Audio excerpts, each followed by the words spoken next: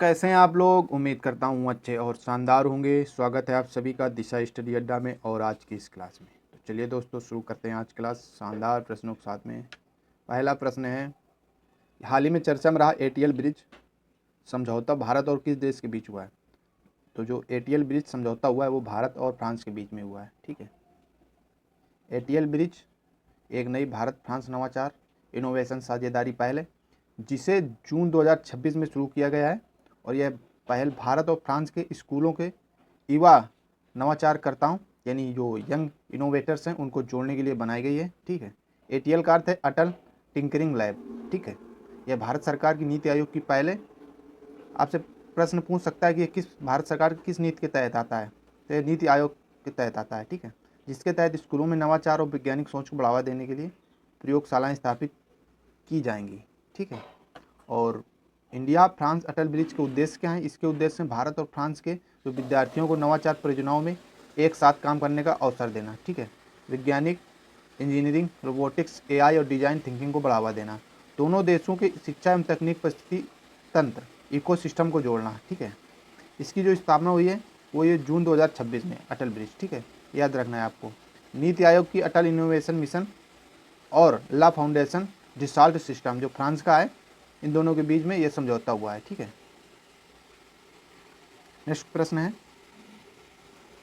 हाल ही में किस देश ने 16 वर्ष से कम उम्र के बच्चों के लिए सोशल मीडिया पर प्रतिबंध लगाने की घोषणा की है। तो ये यूनाइटेड किंगडम।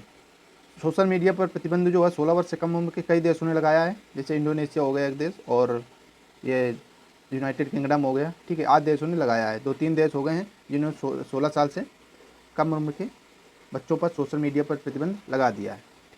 नेक्स्ट क्वेश्चन होगा, 15 जून 2026 को उत्तर प्रदेश के किस नवनिर्मित अंतर्राष्ट्रीय हवाई अड्डे पर वाणिज्यिक उड़ान संचालन शुरू हुआ है। तो यह हुआ है नोएडा का जो जेवर एयरपोर्ट है, अंतर्राष्ट्रीय एयरपोर्ट हवाई अड्डा, वहाँ से उड़ानें संचालन शुरू हो गया है। नेक्स्ट क्वेश्चन होगा, अंताल्या तीरंदाजी विश्व कप की रिकर्व मिश्रित टीम स्पर्धा में किस भारतीय जोड़ी ने स्वर्ण पदक जीता है। तो यह जीता है धीरज बोम्बोदेवरा और कुमकुम मोहद ने, इन जोड़ी ने स्वर्ण पदक जीता है अताल्या तीरंदाजी विश्व कप में। ठीक है, रिकर्व मिश्रित टीम में, याद रखना है आप लोगों को। ठीक है, नेक्स्ट क्वेश्चन होगा, हाल ही में जारी आर्मी यूनिफॉर्म 2026 नियमावली के तहत सैन्य अधिकारियों के औपचारिक सिविल परिधान में किस पारंपरिक स्वदेशी जैकेट को शामिल किया गया है। तो यह शामिल किया गया है बंदी जैकेट को। ठीक है, आर्मी यूनिफॉर्म 2026 के तहत नियमावली के तहत कई नियम औपचारिक रूप से घोषित किए गए हैं, जिसमें से जो भी कैंडिडेट होंगे उनको पालन करना होगा। ठीक है, नेक्स्ट क्वेश्चन होगा, इसमें लेडीज़ों के लिए भी नियम बनाए गए हैं, जैसे नेल पॉलिश वगैरह और लिपस्टिक वगैरह वो नहीं यूज कर सकेंगी। नेक्स्ट क्वेश्चन होगा, पाकिस्तान के खिलाफ अपने करियर का सर्वश्रेष्ठ 5-10 प्रदर्शन करने के बाद महिला T20 अंतर्राष्ट्रीय क्रिकेट में सर्वाधिक विकेट लेने वाली कौन गेंदबाज बन गई हैं।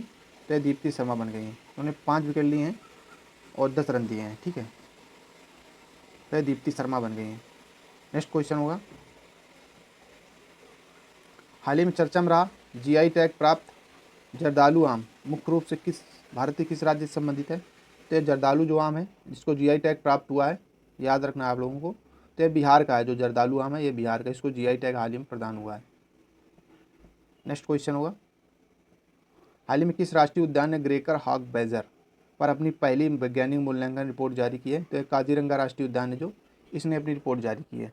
तो ग्रेटर हॉग बैजर जो है एक मध्यम आकार का स्तनपायी मैमल है जो बैजर प्रजाति का सदस्य है। यह मुख्य रूप से दक्षिण और दक्षिण पूर्व एशिया के जंगलों में पाया जाता है। ठीक है, याद रखना है आप लोगों को।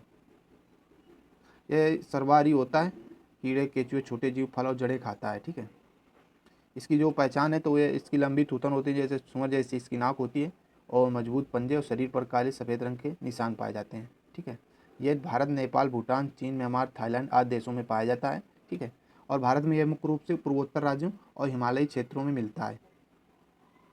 और ये IUCN जो है उसकी IUCN रेड लिस्ट के अनुसार ग्रेटर हॉग बैजर की संरक्षण स्थिति असुरक्षित है, इसकी अर्थात इसकी आबादी में गिरावट भी देखी जा रही है, यानी ये रेड लिस्ट में शामिल है। IUCN की रेड लिस्ट में शामिल है, जो ग्रेटर हॉग बैजर है ये रेड लिस्ट में शामिल है। ठीक है, नेक्स्ट क्वेश्चन होगा, हाल ही में इंचेंटिंग मुकंदरा डॉक्यूमेंट्री को लेकर चर्चा में रहा मुकुंदरा हिल्स टाइगर रिजर्व किस राज्य में स्थित है? जो मुकुंदरा हिल्स टाइगर रिजर्व है ये राजस्थान में स्थित है। ठीक है, इंचेंटिंग मुकुंदरा जो है वो भारत के मुकुंदरा हिल टाइगर रिजर्व की प्राकृतिक सुंदरता, जैव विविधता और वन्यजीव संरक्षण पर आधारित एक वन्यजीव डॉक्यूमेंट्री है। इसे राजस्थान के कम ज्ञात लेकिन अत्यंत समृद्ध टाइगर रिजर्व को राष्ट्रीय और अंतर्राष्ट्रीय स्तर पर पहचान दिलाने के उद्देश्य से बनाया गया है। ठीक है, नेक्स्ट क्वेश्चन होगा, हाल ही में प्रदूषण के कारण खबरों में रही इंद्रायणी नदी जो है किस नदी की सहायक नदी है? तो इंद्रायणी नदी जो है वो भीमा नदी की सहायक नदी है। तो आज के लिए क्लास दोस्तों कैसी लगी कमेंट करके ज़रूर बताना, और क्लास को डेली लेते रहिए आप लोग, इसी टाइम पर क्लास मिलती रहेंगी आप लोगों को। चलिए मिलते हैं कल एक नई क्लास में, तब तक के लिए जय हिंद।